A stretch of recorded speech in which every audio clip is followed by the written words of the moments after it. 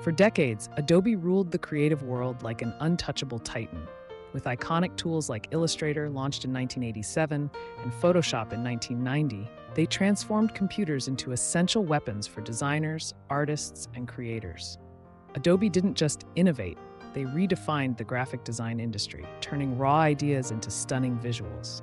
But as their empire grew, so did their flaws. Their software became complex, expensive, and intimidating, locking out anyone who wasn't a pro or couldn't afford the steep price tag. Design, meant to spark creativity, became a walled garden.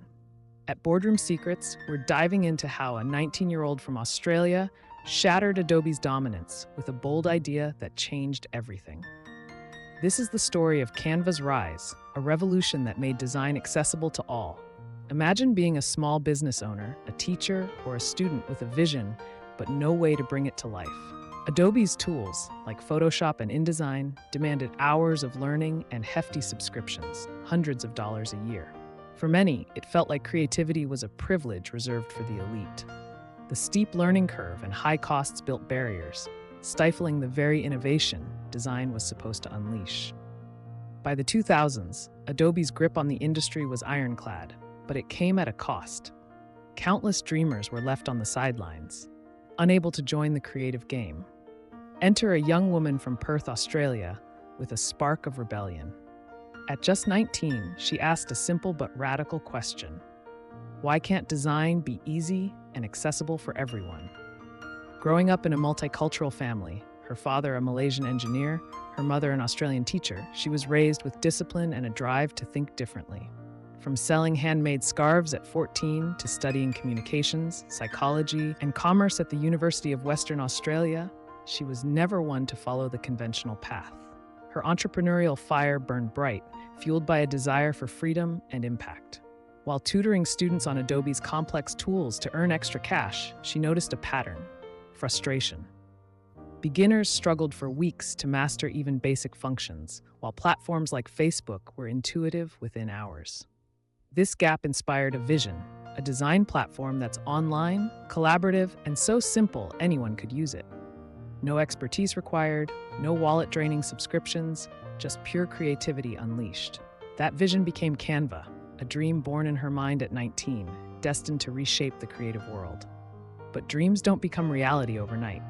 She knew building Canva, a platform to rival Adobe, would take serious resources.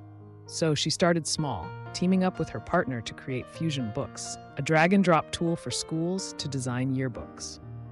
Inspired by her mother's work printing school yearbooks, Fusion Books was a testing ground. Launched in 2007 from her parents' living room, it raised $50,000 from family and quickly gained traction, signing 16 schools in its first year. By 2010, it served over 400 clients across Australia, New Zealand, and France, proving her idea had legs. Users loved the simplicity and asked, could this tool do more than yearbooks? That question lit a fire. She knew the world was ready for something bigger. Faced with a crossroads, continue her studies, maintain Fusion Books, or go all in on Canva, she chose the risky path. Dropping out of university, she poured her heart into her vision. But turning Canva into reality meant conquering a bigger challenge: funding. Australia's investment scene was small, so she set her sights on Silicon Valley, the global hub of tech dreams. In 2010, a chance encounter changed everything.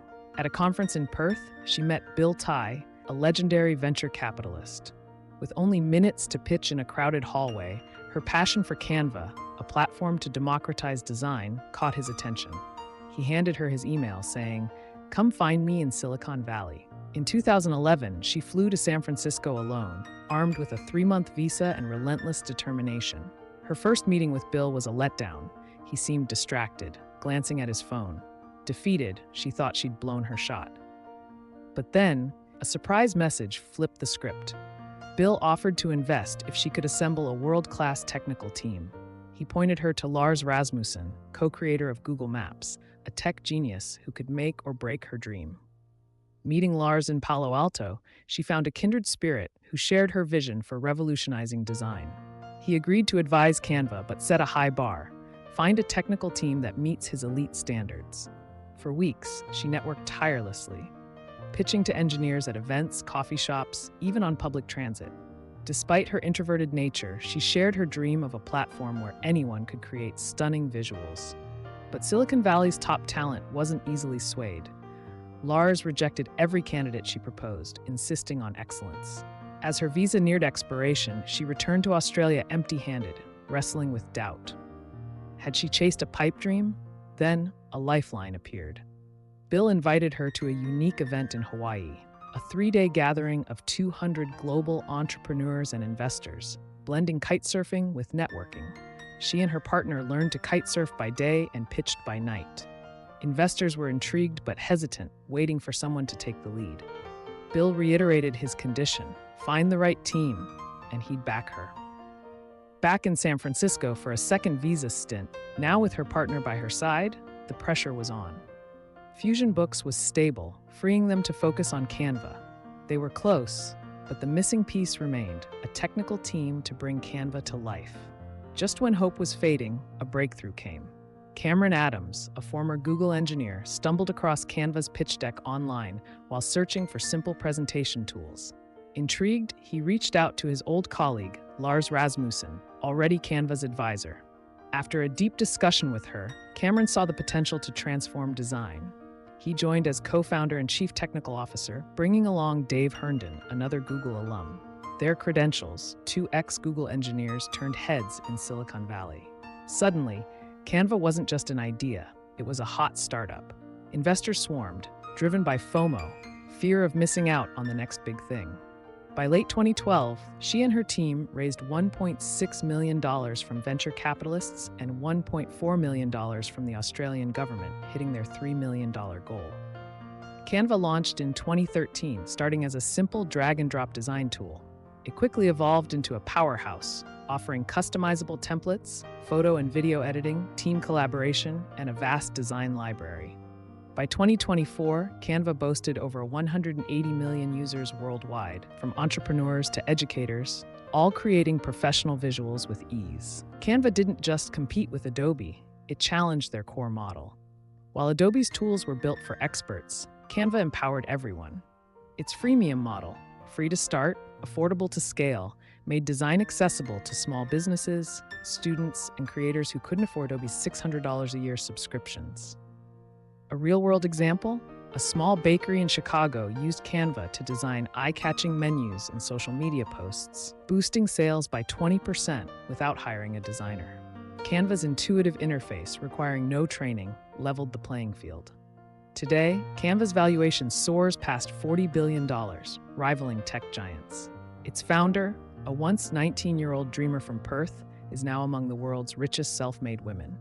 Her vision, born from frustration with Adobe's complexity, has transformed how we create.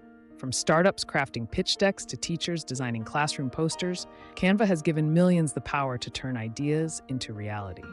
At Boardroom Secrets, we're inspired by this story of grit, vision, and disruption. Canva didn't just break Adobe's monopoly, it redefined creativity for a new era. What will you create with that kind of freedom?